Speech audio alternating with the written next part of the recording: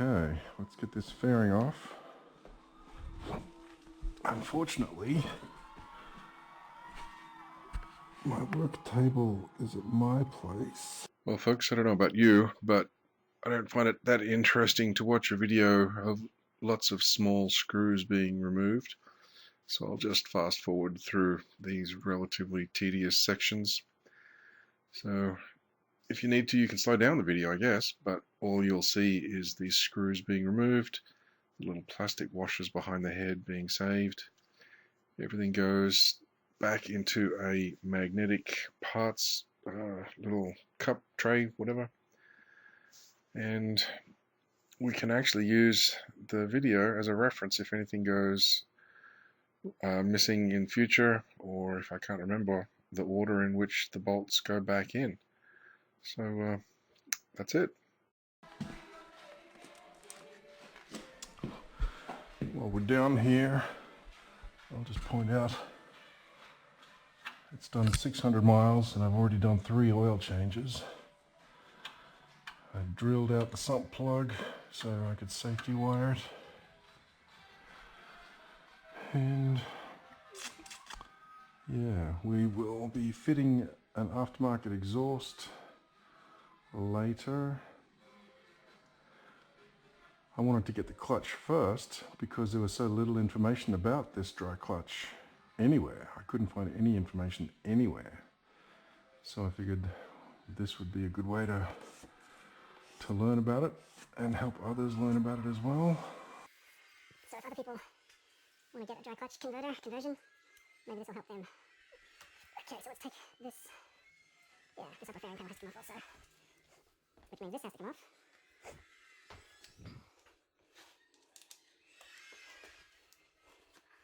And yeah, I'll just fast forward through all this.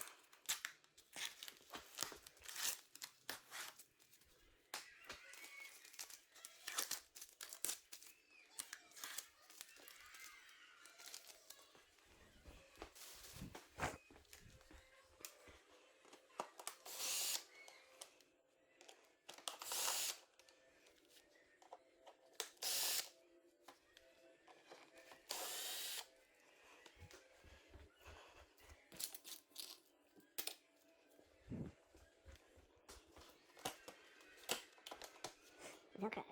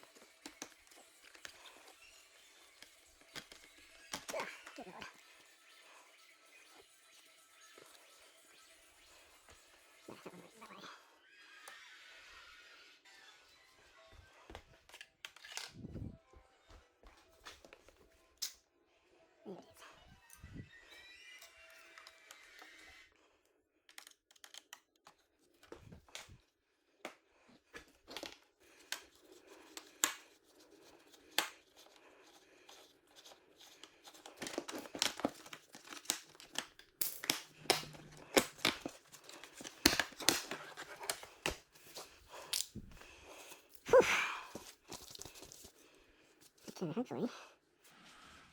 This will not be going back on because we'll be putting on race plastics before the beginning of next season.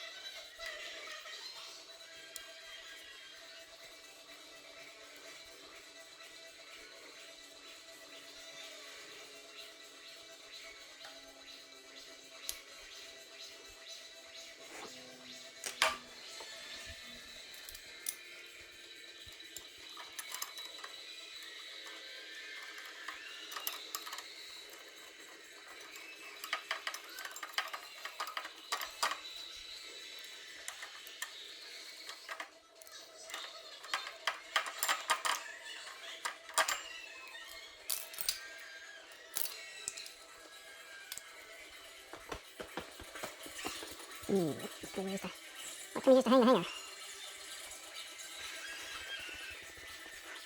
We used to have some straps.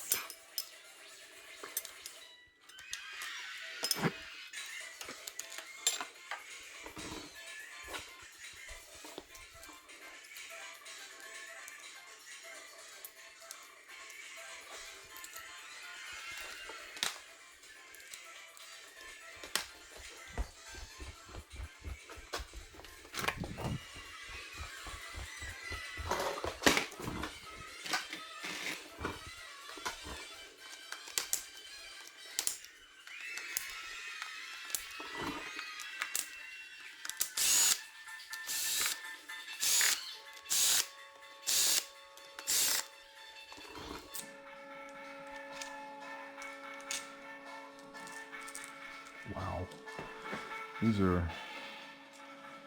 crazy light. This might even be titanium because that's not aluminum.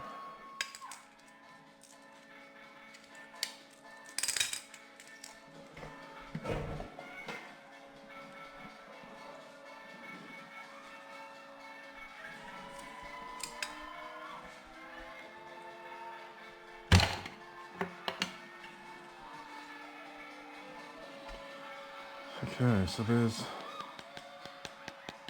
the sound reducing material.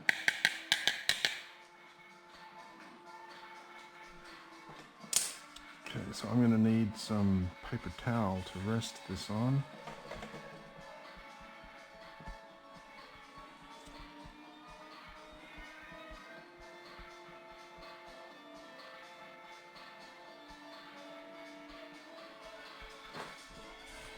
Or just like this.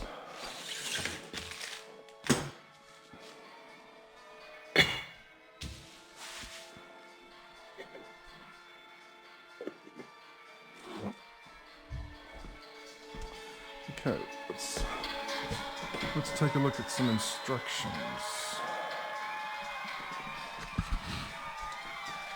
So there's the instruction exploded diagram.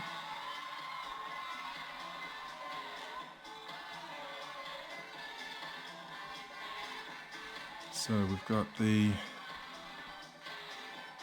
I don't see why we need to take the kickstand off to get the clutch out, but maybe there's a reason.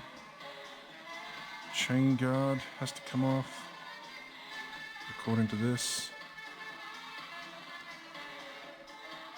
The slave cylinder, that's why. So we have to pull the slave cylinder off because we need to remove the seal that's in there. Okay, so we have to remove the slave cylinder seal because we're going to use that elsewhere later on. Remove the clutch.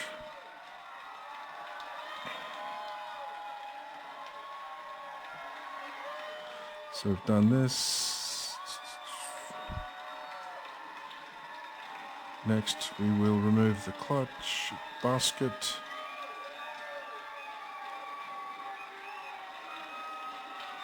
And remove the oil pressure sensor.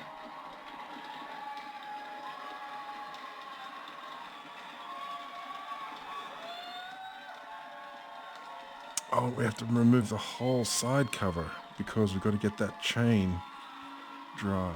Okay, so wow, we've got to remove all of these. We've got to remove this. That's the oil pressure sensor right there. All these hoses and this, and then we're going to undo all of these nuts, the bolts, all the way around after we pull the stock clutch.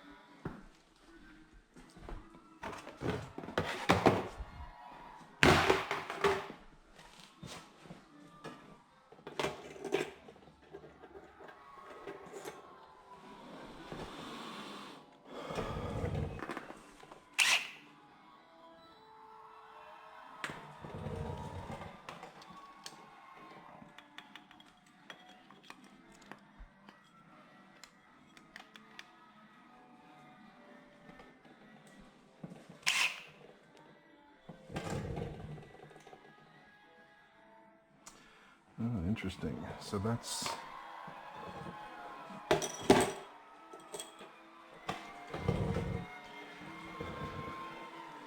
these ramps here are the mechanism for the slipper clutch.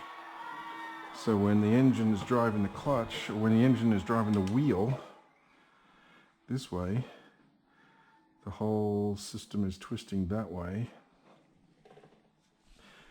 If the engine starts, if the wheel starts driving the engine, then it's literally applying force in the other direction. So instead of applying force in this direction, it applies force in that direction.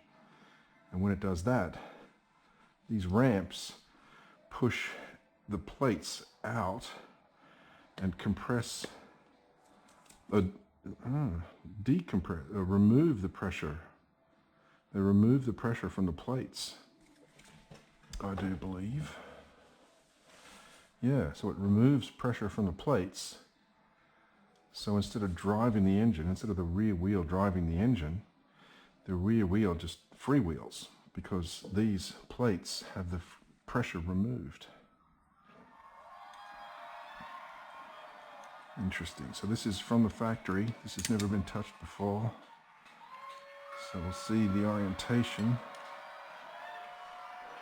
Different. Similar.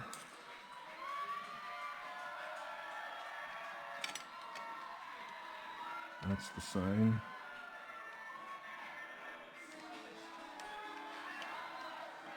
Oh, I see. There's multiple notches though.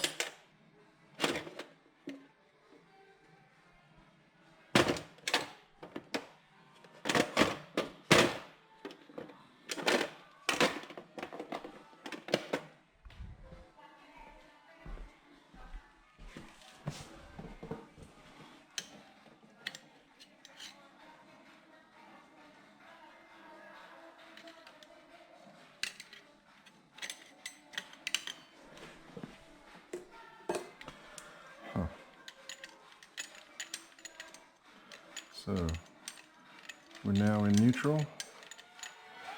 That rod pushes out. So if I squeeze this,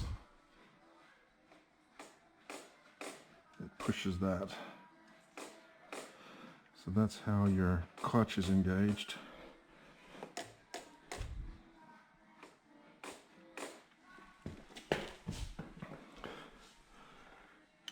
We'll be seeing a lot more of that when the dry clutch is installed. Now the interesting thing is, I've always heard, yeah, see there's another one. Some of these steels have the sharp edge facing in. Some of them have the sharp edge facing out.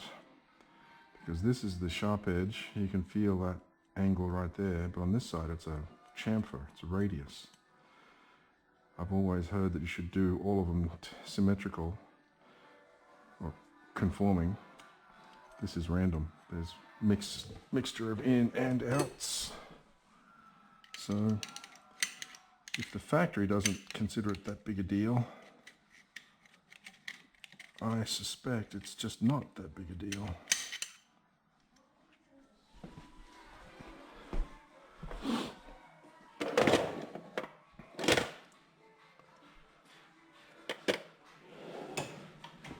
And another. This might work.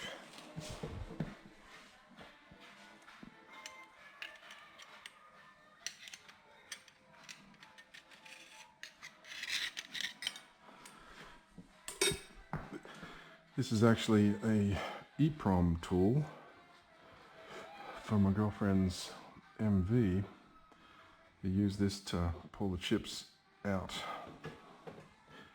because the fuel injection is all the tables are stored on EEPROMs and they're not programmable on the machine. You have to have a separate chip writer. It's a little box. Cutting edge technology in 1985, because I believe it's got the same fuel injection computer as the early Ducati 916 models, which is a General Motors fuel injection computer.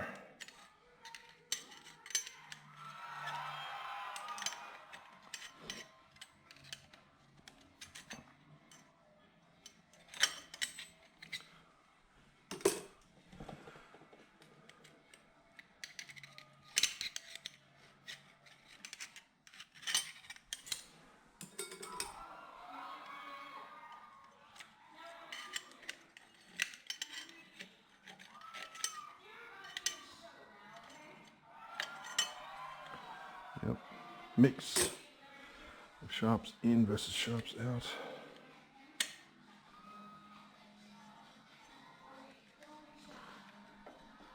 Wow, that's kind of wobbly.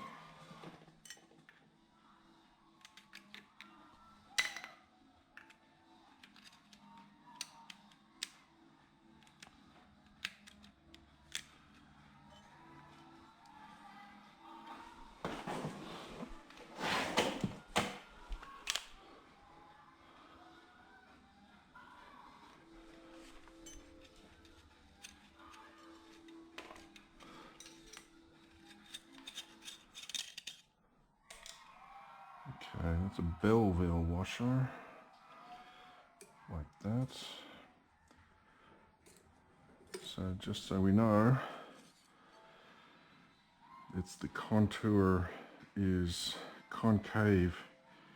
Concave is here, convex is there, pressing up against this last of the steels.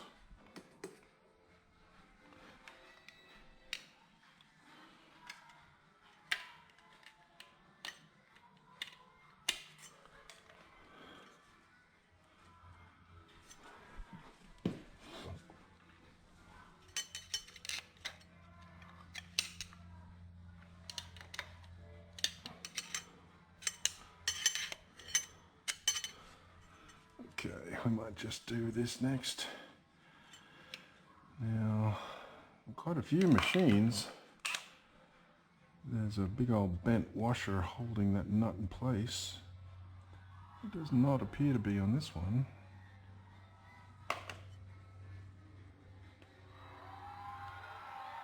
And it looks like the rotation is conventional, because on some bikes that nut there is reverse thread. It does not appear to be so on this one.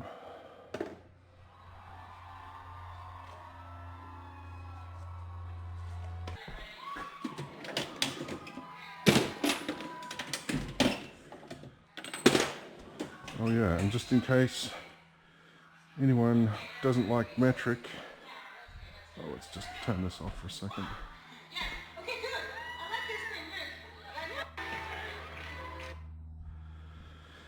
So for when people, i.e. Americans, tell me how terrible metric is, I ask them, okay, well then tell me what is 1 19/64 divided by 3?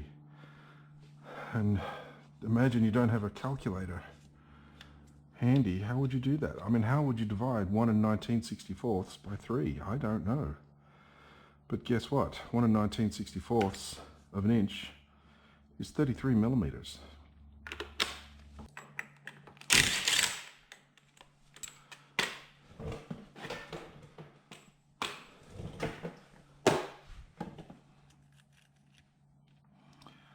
I'm sure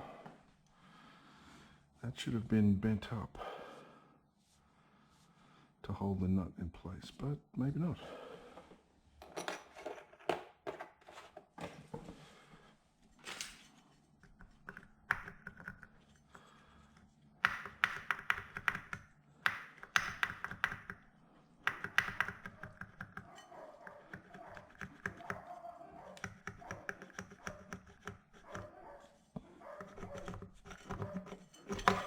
There we go.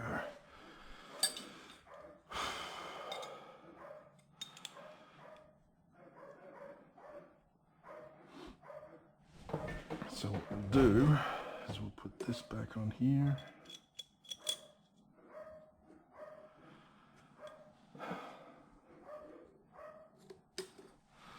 So this has got all of the sharp edges. Well, this is the first one, and the sharp edge is out. So I think what we should do is leave the sharp edges facing out.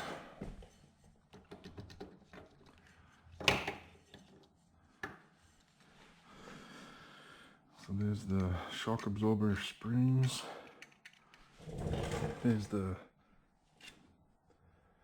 That is the oil pump drive chain coming off the clutch input. We've got to pull that off. I'm curious why else we need to pull this whole side cover off.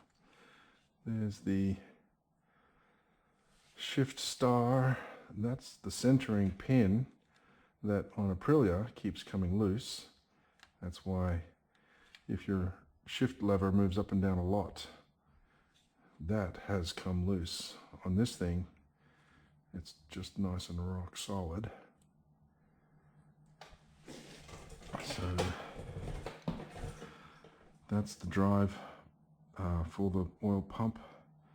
Always make sure you don't forget to put that meshing in there, because if that doesn't engage with the pump, it won't seat home all the way and you won't have any oil pressure. Okay. All pretty standard. Nasty die cast component. Cheap, easy to make. Riveted together to the gear with right here.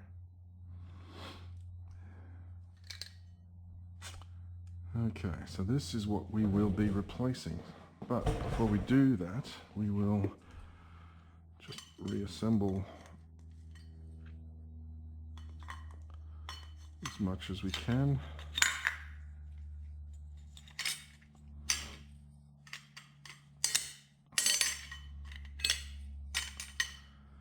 And that there. Sharps out.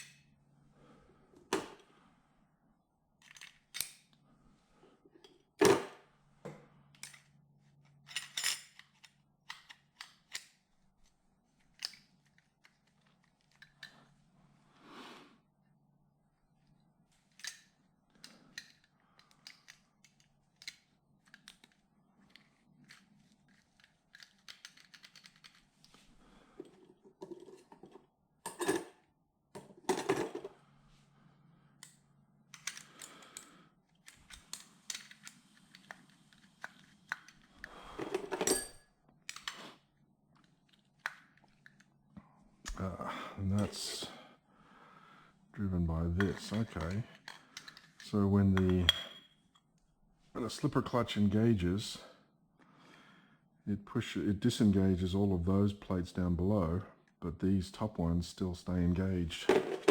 Very interesting. The RC30 worked in the opposite way. It was, I believe, the first ever slipper clutch on a production motorcycle. And okay, yeah, so you can see the different diameter here. These steels are larger diameter to engage with this section here.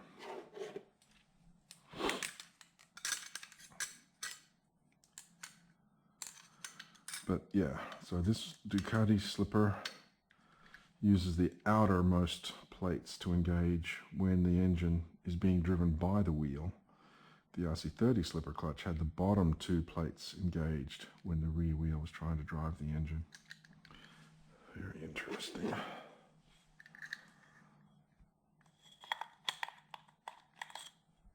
So I might just leave this until later, or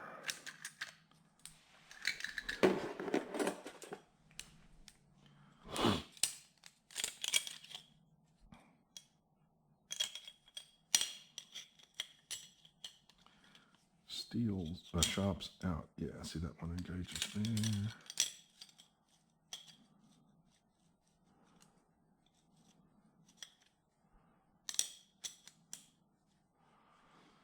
So when the engine is being driven by the wheel, these plates are still engaged.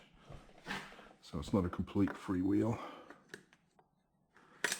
but you can see there's some room for movement. So when the slipper is engaged, it can move around still.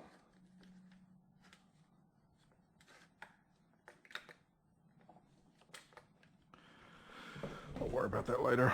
Okay, so now, according to the instructions, we will remove these hoses, bolt, or should I say nut, no, bolt, screw, undo this, remove the oil pressure sensor, and with these ABS hoses out of the way, we'll then remove this entire cover so we can undo the drive chain for the oil pump and begin the process of installation.